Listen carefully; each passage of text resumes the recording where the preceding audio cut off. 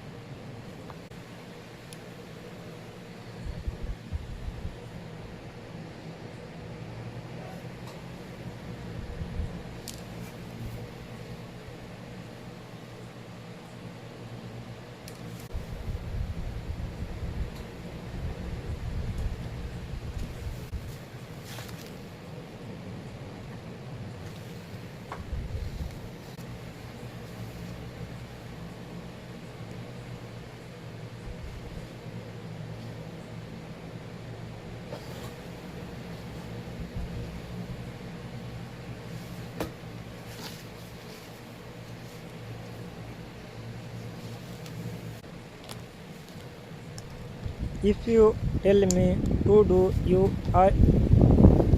YouTube full time, I will do it full time. No, I am doing it in the dark. If you tell me to do it in the light, I will do it in the light. So subscribe to my channel and support me.